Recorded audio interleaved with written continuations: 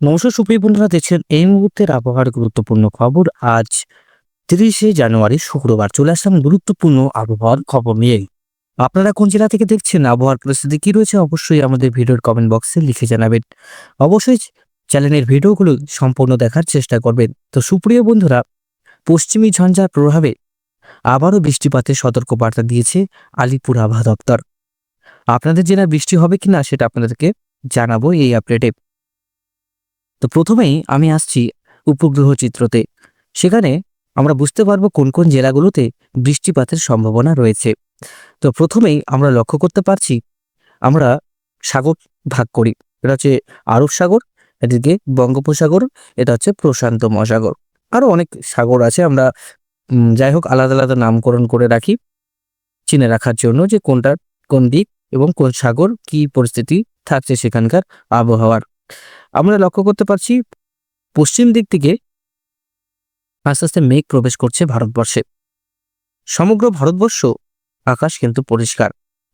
দিয়ে শুরু করে ভারতবর্ষে যে পার্শ্ববর্তী দেশ দেখুন, মায়ানমার, থাইল্যান্ড শুরু করে সমস্ত অঞ্চলেই আকাশ কিন্তু পরিষ্কার রয়েছে। মায়ানমার থেকে শুরু করে থাইল্যান্ড সমস্ত অঞ্চলে কিন্তু পরিষ্কার আবহাওয়া আমরা লক্ষ্য করতে পারছি।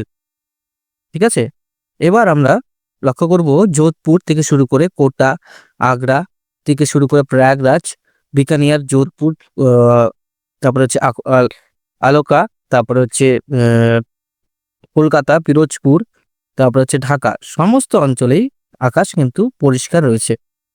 এবার আমাদের যেটা আপডেট, যে বৃষ্টি কবে হচ্ছে, তো বৃষ্টিটা মোটামুটি কবে হচ্ছে সেটা আপনাদেরকে জানিয়ে দিচ্ছি। মোটামুটি ধরে রাখুন শুক্রবার থেকে শুরু করে, মানে আজকের থেকে শুরু করে আগামী 5 দিনের আপডেট তুলে ধরছি যে কোন কোন অঞ্চলে বৃষ্টি হতে পারে। শুক্রবার, শনিবার আমরা আমাদের পশ্চিমবঙ্গের আকাশ একদম পরিষ্কার। তারপরে আমরা রবিবারের দিকে যদি আসি, রবিবারে কাশ্মীর থেকে পশ্চিমী ঝঞ্ঝা আসছে। কাশ্মীর থেকে পশ্চিমী ঝঞ্ঝা আসছে যখন আমরা লক্ষ্য করতে পারছি, সোমবার পশ্চিমী ঝঞ্ঝা আরো শক্তিশালী হচ্ছে। এবার হচ্ছে গোয়ালিয়র যেটা দেখতে পাচ্ছি, সেটা হচ্ছে সোমবারে ভারী বজ্রবিদ্যুৎ সহ বৃষ্টি। সেটা হচ্ছে আমরপুরা, তারপর হচ্ছে নোয়াখালী বলে একটা জায়গা আছে, মেনপুরি থেকে শুরু করে মধ্যপ্রদেশের বিভিন্ন অংশে আগ্রার কাছাকাছি বিদ্যুৎ সহ ঝোড়ো হওয়ার সম্ভাবনা রয়েছে। 30 থেকে 40 কিলোমিটার গতিবেগে ঝোড়ো হাওয়া বইতে পারে এবং থাকতে পারে শিলাবৃষ্টি। এবার আস্তে আস্তে আমরা দেখি পশ্চিমী ঝঞ্ঝা আরেকটু শক্তিশালী হলো লখনৌ এবং ইউপিতে এবং দিল্লিতে। এ কদিন কিন্তু ভারী বৃষ্টি চলবে। দেখুন এই অঞ্চলগুলোতে ভারী থেকে অতি ভারী বৃষ্টি আমরা লক্ষ্য করতে পারছি। এই বছরের সব থেকে ভারী বৃষ্টি এই সময় আমরা লক্ষ্য করতে পারবো এই অঞ্চলগুলোতে। রামপুর থেকে শুরু করে বারেলি, পাইওয়ান, ফারুকাবাদ থেকে শুরু করে গাজিয়াবাদ, লখনৌ, আগ্রা, দিল্লি শুরু করে সমস্ত অঞ্চলে আপডেট আমরা লক্ষ্য করতে পারছি যে বৃষ্টি রয়েছে। পশ্চিমবঙ্গের আপডেটে আজকে আমরা লক্ষ্য করতে পারছি যে পশ্চিমবঙ্গে কিন্তু সেই পশ্চিমী ঝঞ্ঝার কোনো এফেক্ট আমরা লক্ষ্য করতে পারছি না। যদি এফেক্ট থাকে সেটা কিন্তু সিকিমের দিকেই হবে। সিকিমের দিকেই কিন্তু তুষারপাতের সম্ভাবনা আমরা লক্ষ্য করতে পারছি। তাহলে এদিকে আমরা দেখতে পাচ্ছি যে আবহাওয়ার যে পরিবর্তন সেটা কিন্তু লক্ষ্য করা যাচ্ছে দিল্লি, আগ্রা, ঝাঁসি, কোটা, প্রয়াগরাজ, অম্বিকাপুর, জব্বলপুর, কোটা, যোধপুর এই সমস্ত অঞ্চলে কিন্তু আমরা আবহাওয়ার পরিবর্তন লক্ষ্য করতে পারছি। এবার আপনাদেরকে এক্সট্রিম ফরকাস্টে দেখাবো যে কোন কোন অঞ্চলে গরমের যে হিউমিডিটি লেভেল আস্তে আস্তে যখন বাড়বে, সেটা কিন্তু অস্বস্তিকরণের একটা পরিস্থিতি চলে আসবে। 30 থেকে শুরু করে 1 তারিখ পর্যন্ত আমরা লক্ষ্য করি, তাহলে কিন্তু গরম বাড়ছে ডুবরিগড়ের দিকে। 2 তারিখ 3 তারিখ দিকে আমাদের ফেব্রুয়ারি মাসে সব থেকে বেশি যখন গরম শুরু হবে, 3 তারিখ থেকে ব্যাপক গরম শুরু হয়ে যাবে বন্ধুরা। এবার ফেব্রুয়ারিতেই কিন্তু এসির দরকার হতে পারে, কারণ এবছর অনেকটাই উষ্ণ হচ্ছে আমাদের পৃথিবী। আমাদের পশ্চিমবঙ্গ শুরু করে সমস্ত দেশেই কিন্তু গরম বাড়বে। এটা কিন্তু আবহাওয়াবিদ যারা রয়েছে তাদের তরফ থেকে জানানো হয়েছে। এবার কিন্তু উষ্ণ থাকছে বিভিন্ন দেশ, বিভিন্ন রাজ্য, বিভিন্ন শহর। আগের বছর থেকেও এবার কিন্তু গরম বেশি পড়বে। এটা কিন্তু 100% মিলিয়ে রাখবেন। ফেব্রুয়ারি থেকেই তাপপ্রবাহ কিন্তু শুরু হতে পারে। এবার মেঘমালাতে যাব। মেঘমালাতে আমরা লক্ষ্য করব সমস্ত অঞ্চলেই দেখুন মোটামুটি শনি, রবি, সোম, মঙ্গল এই সমস্ত অঞ্চলে কিন্তু বৃষ্টি থাকছে বন্ধুরা। ঠিক আছে, এবার বৃষ্টির পরিমাণ যেটা থাকবে তাহলে আমরা যদি দেখি মোটামুটি 4, 5, 6 তারিখ পর্যন্ত প্রয়াগরাজ, লখনৌ, দিল্লি, আগ্রা, বেরেলি পর্যন্ত বৃষ্টিপাত হবে। পশ্চিমবঙ্গ আবহাওয়া শুকনো এবং পরিষ্কার থাকবে।